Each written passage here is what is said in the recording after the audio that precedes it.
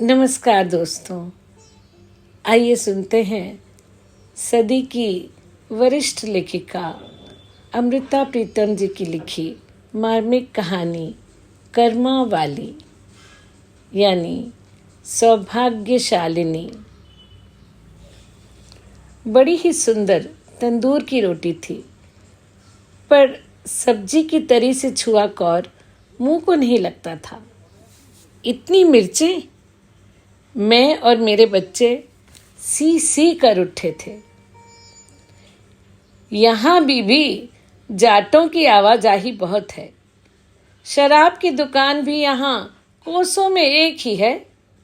जाट जब घूंट पी लेते हैं तो फिर अच्छी मसालेदार सब्जी मांगते हैं, तंदूर वाला कह रहा था।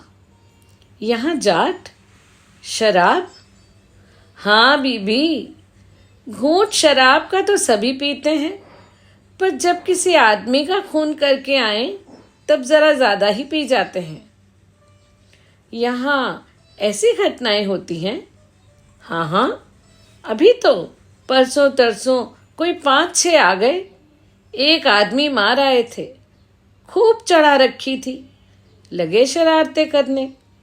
वह देखो, मेरी 3 कुर्सियां टूटी पड़ी हैं। परमात्मा भला करे उन पुलिस वालों का, जल्दी ही पकड़ कर ले गए उन्हें, नहीं तो मेरे चूल्हे की तो एक ईंट भी ना मिलती। पर क्या करें, कमाई भी तो उन्हीं की खाते हैं। कौशलिया नदी देखने की सनक मुझे उस दिन चंडीगढ़ से फिर एक गांव में ले गई थी, पर मित्रों से चली बात शराब तक पहुंच गई और शराब से खून खराबे तक। मैं उस गांव से जल्दी जल्दी बच्चों को लेकर लौटने को हो गई थी। तंदूर अच्छा लिपा पुता और अंदर से खुला था, और भीतर की ओर एक तरफ कोई 6-7 खाली बोरियां तानकर जो पर्दा कर रखा था, उसके पीछे पड़ी 3 खाटों के पाए बताते थे कि तंदूर वाले के बाल बच्चे और औरत भी वहीं रहते थे। मुझे लगा खतरा इतना बड़ा नहीं था। वहां पर औरत की रिहाइश थी, इज्जत की रिहाइश थी। किसी औरत ने टाट का कांटा मोड़ा, बाहर की ओर झांक कर देखा और फिर बाहर आकर मेरे पास खड़ी हो गई। बीबी, तूने मुझे पहचाना नहीं? नहीं तो। वह एक सादी सी जवान औरत थी। मैं उसके मुंह की ओर देखती रही, पर मुझे कोई भूली बिसरी बात भी याद न आई। मैंने तो तुझे पहचान लिया है बीबी। पिछले साल, न सच उससे भी पिछले साल तू यहाँ आई थी ना? हाँ, आई तो थी। और सामने मैदान में एक बारात उतरी थी। हाँ, मुझे याद है। वहां तूने मुझे डोली में बैठी हुई को रुपया दिया था। बात याद आई। 2 साल पहले मैं चंडीगढ़ गई थी।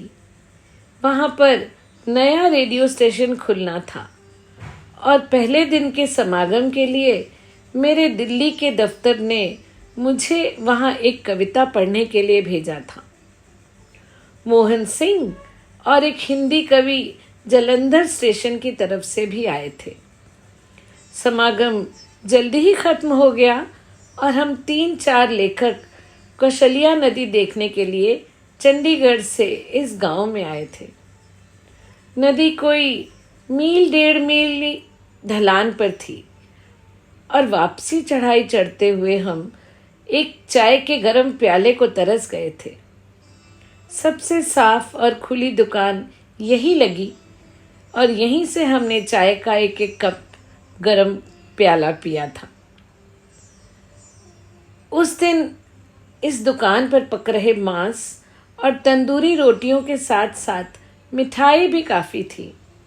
तंदूर वाला कह रहा था, आज यहाँ से मेरी भांजी की डोली गुजरेगी, मेरा भी तो कुछ करना बनता है ना। और फिर सामने मैदान में डोली उतरी। डोली किसी पिछले गांव से आई थी, उसे आगे जाना था। रास्ते में मामा ने स्वागत किया था। विवाह भी अजीब चीज है। आते वक्त कैसे रंग बांधता है और जाते समय, हम में से एक ने कहा।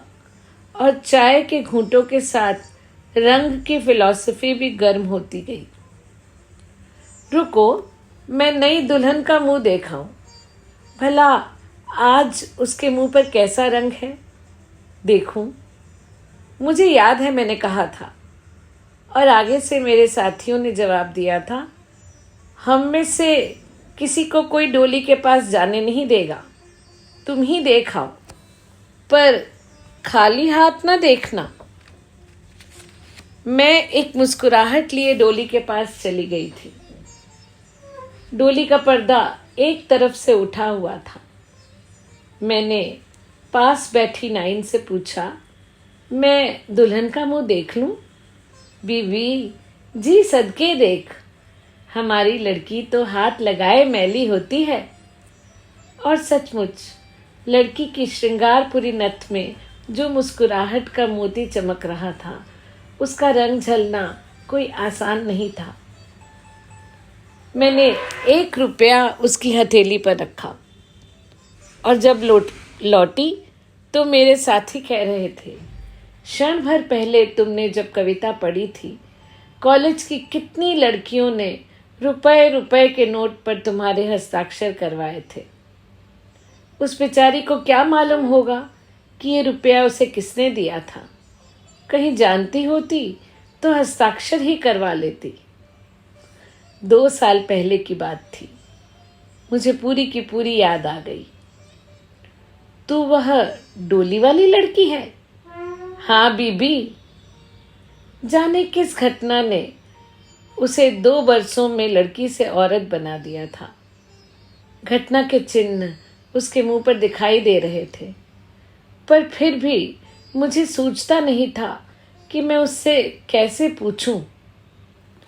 बीबी, मैंने तेरी तस्वीर अखबार में देखी थी, 1 बार नहीं 2 बार। यहाँ भी कितने ही लोग आते हैं जिनके पास अखबार होता है। कई तो रोटी खाते खाते यहीं छोड़ जाते हैं। सच? और फिर तूने पहचान ली थी? मैंने उसी वक्त पहचान ली थी। पर बीबी, वो तेरी तस्वीरें क्यों छापते हैं?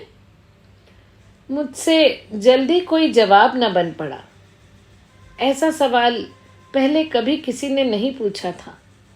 कुछ लजाते हुए मैंने कहा, मैं कविताएं कहानियां लिखती हूं ना। कहानियां? बीबी, क्या वो कहानियां सच्ची होती हैं या झूठी? कहानियां तो सच्ची होती हैं, वैसे नाम झूठे होते हैं ताकि पहचानी ना जाए। तू मेरी कहानी भी लिख सकती है बीबी। अगर तू कहे तो जरूर लिखूंगी। मेरा नाम कर्मा वाली है। मेरा तो चाहे नाम भी झूठा ना लिखना, मैं कोई झूठ थोड़े ही बोलूंगी। मैं तो सच कहती हूं, पर मेरी कोई सुने भी तो? कोई नहीं सुनता। वह मेरा हाथ पकड़कर मुझे टाट के पीछे पड़ी खाट पर ले गई। जब मेरी शादी होनी थी ना, मेरे ससुराल से 2 जनी मेरा नाप लेने आई। उनमें से एक लड़की मेरी उम्र की थी, बिल्कुल मेरे जितनी। किसी दूर के रिश्ते से मेरी ननद लगती थी। मेरी सलवार कमीज नाप कर कहने लगी, बिल्कुल मेरी ही नाप है। भाभी, तू चिंता ना कर, जो कपड़े सियूंगी तुझे बिल्कुल पूरे आएंगे।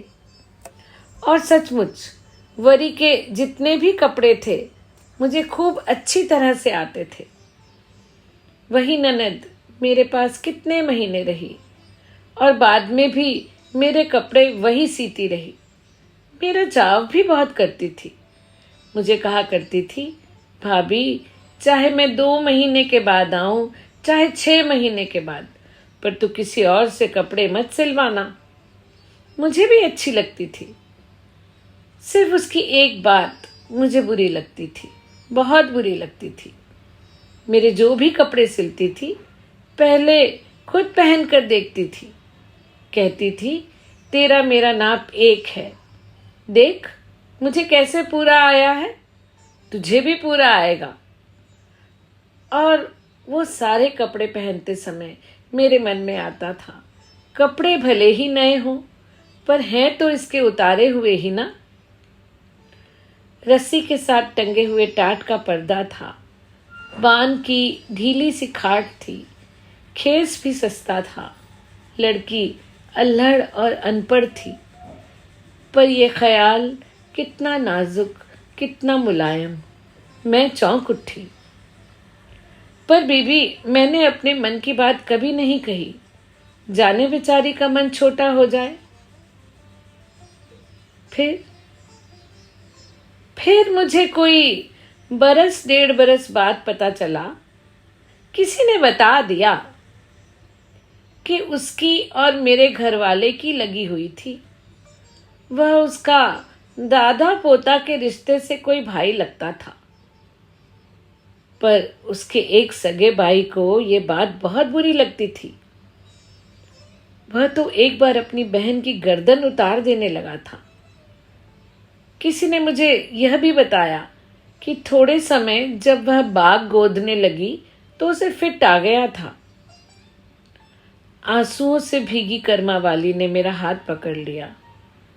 बीबी, तो मेरे मन की बात समझ ले, मुझसे उतार नहीं पहना जाता। मेरी गोटा किनारे वाली सलवारें, मेरी तारों जड़ी चुन्नियाँ, मेरे सलमों वाली कमीजें, सब उसका उतार थे। और मेरे कपड़ों की तरह मेरा घरवाला भी। कर्मा वाली की आवाज के आगे मेरी कलम झुक गई। कौन लेखक ऐसा फिक्रा लिख देता। अब बीबी, वो सारे कपड़े उतार आई हूँ, अपना घरवाला भी। यहाँ मामा मामी के पास आ गई हूँ, इनका घर लीपती हूँ, मेज धोती हूँ। मैंने एक मशीन भी रख छोड़ी है। 4 कपड़े सी लेती हूँ, रोटी खा लेती हूँ। भले ही खद्दर जुड़े चाहे लट्ठा, मैं किसी का उतार नहीं पहनती। मेरा मामा सुलह कराने को फिर कह रहा है। मेरे मन की बात नहीं समझता। मैं जैसे जी रही हूं वैसे ही जी लूंगी और कुछ नहीं चाहती। तू सिर्फ एक बार मेरे मन की बात लिख दे। कर्मा वाली के जिस जिस्म के साथ ये कहानी घटी थी, उसे मैंने एक बार अपनी बाहों में भींचा। कितनी मजबूत देह थी और कितना मजबूत मन।